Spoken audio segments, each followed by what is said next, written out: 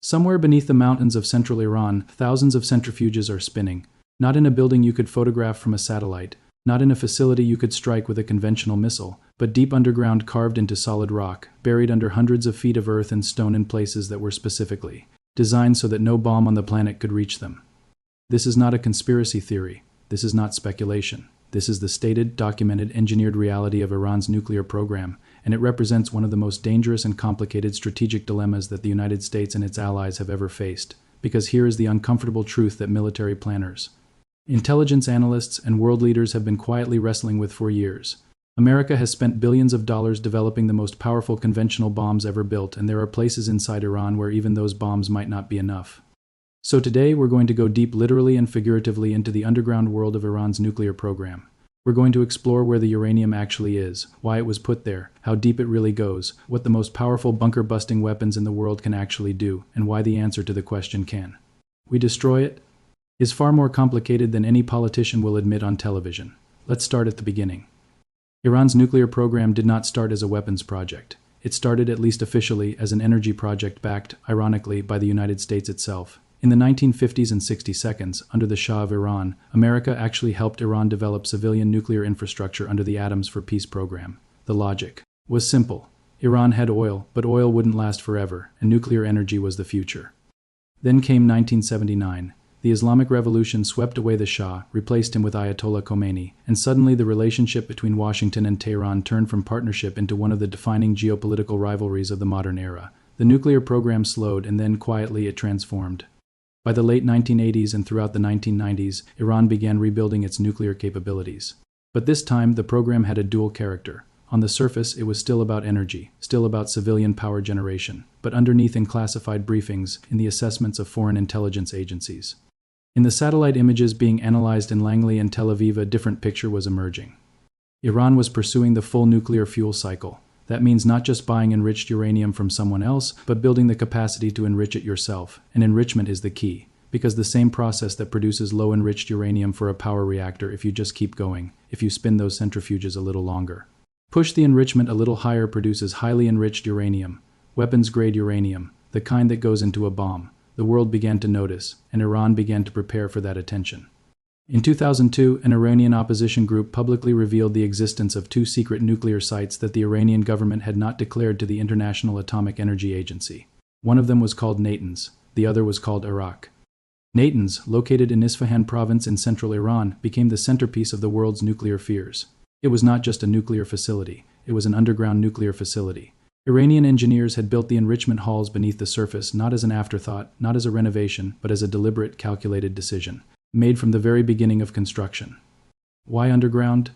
Because the people who designed Natanz had watched what happened in 1981 when Israeli jets flew over Iraq and bombed the Asyric nuclear reactor to rubble in a single airstrike.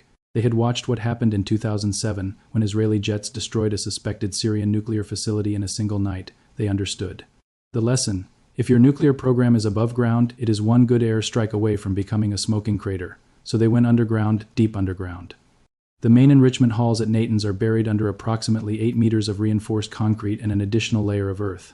The facility was designed to be hardened against air attack, and at the time of its construction, that was probably enough. But Iran didn't stop there, because Iran was also watching the United States.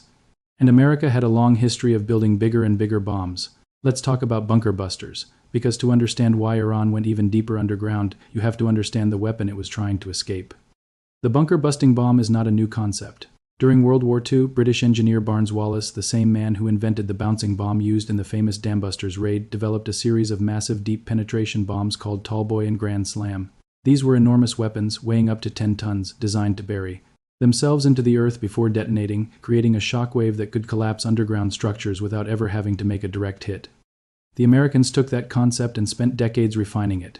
By the time of the Gulf War in 1991, the U.S. Air Force was using a weapon called the GBU-28, a 5,000-pound bomb with a hardened steel casing designed to punch through concrete bunkers before exploding inside. It was developed from concept to deployment. In just 17 days, it worked. Then came the 2000s, and the recognition that a new generation of deeply buried facilities in Iraq, in North Korea, in Iran required something even more powerful. The result was the Massive Ordnance Penetrator, or MOP, officially designated the GBU-57. The MOP is the largest non-nuclear bomb in the American arsenal. It weighs 30,000 pounds, 15 tons. It is carried only by the B-2 Spirit stealth bomber because nothing else can lift it. It is equipped with GPS guidance, fins that control its descent, and a hardened nose designed to drill through rock and reinforced concrete before its massive warhead detonates. On paper, the MOP can penetrate approximately 200 feet of reinforced concrete or 60 meters of earth.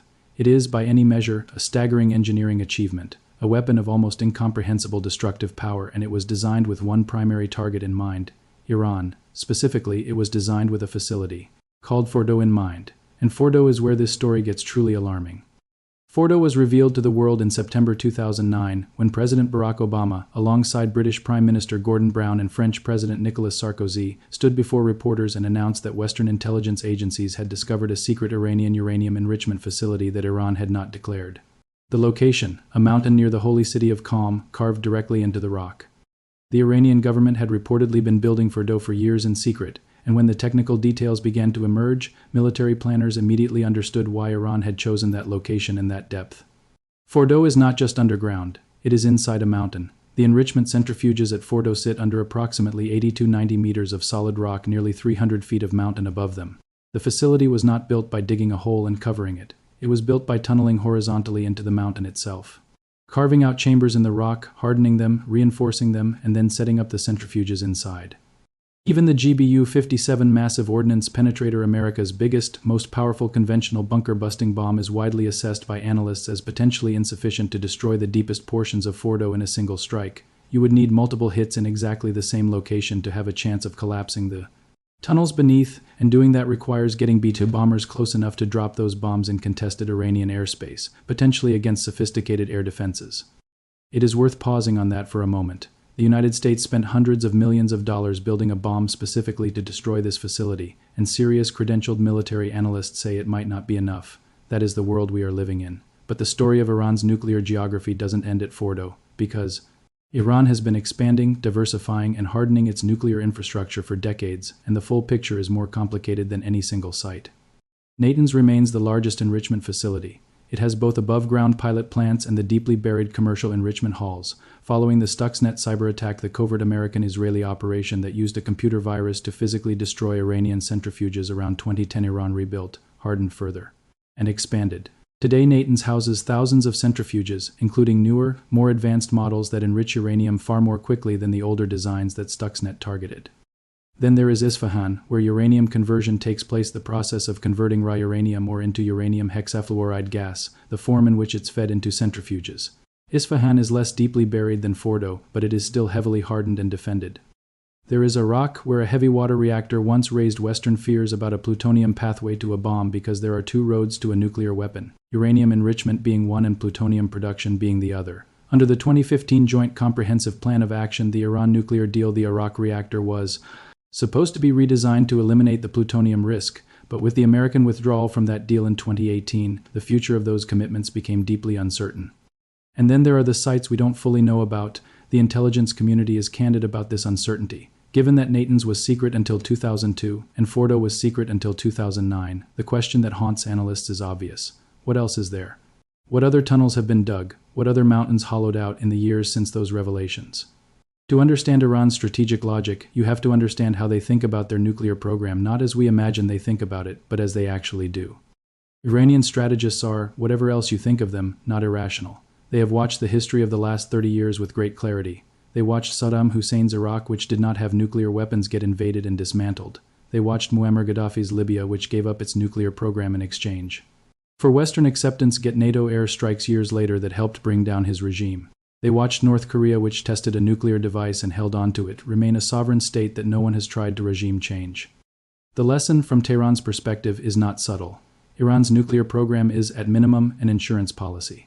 It is a capability hedge. Even if Iran never builds a bomb, the ability to enrich uranium to high levels quickly provides what analysts call breakout capacity, the ability to sprint to a weapon in a short period of time. If the regime ever decided to do so, that capacity is itself a deterrent. It signals to potential adversaries, the cost of attacking us includes the possibility that we will become a nuclear weapons state. That logic explains the depth of Fordow.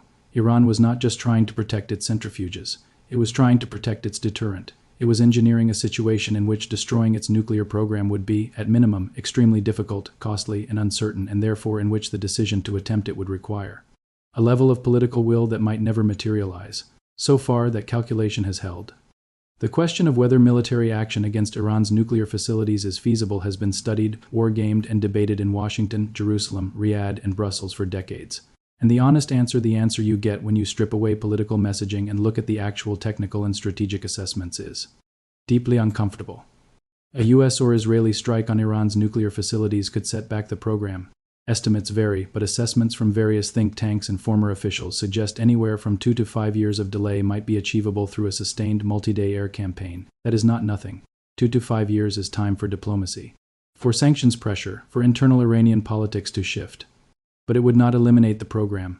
The knowledge, the engineering expertise, the trained scientists, the institutional memory, you cannot bomb those.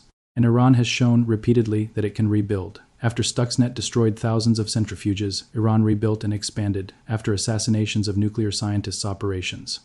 Widely attributed to Israel, Iran continued. After multiple rounds of the most stringent international sanctions ever applied to any country, Iran continued. A military strike would almost certainly trigger Iranian retaliation.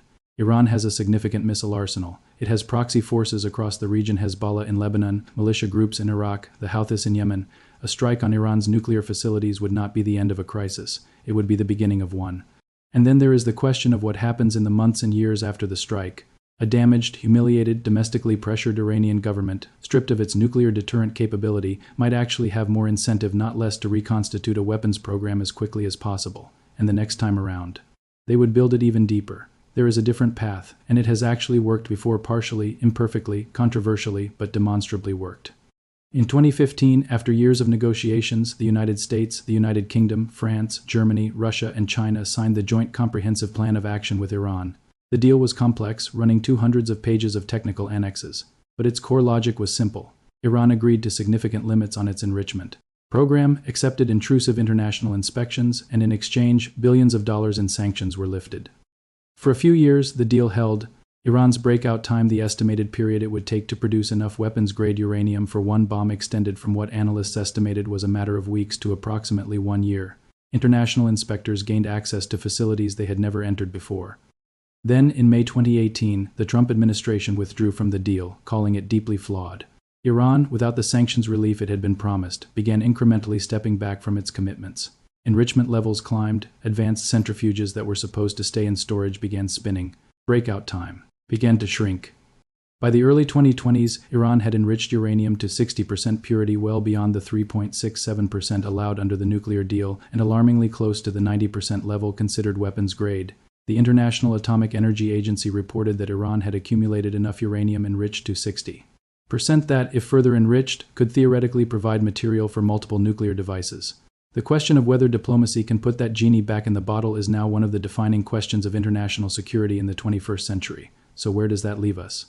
Here is the reality as it stands. Iran's most critical nuclear infrastructure is buried in places that represent genuine challenges for military attack.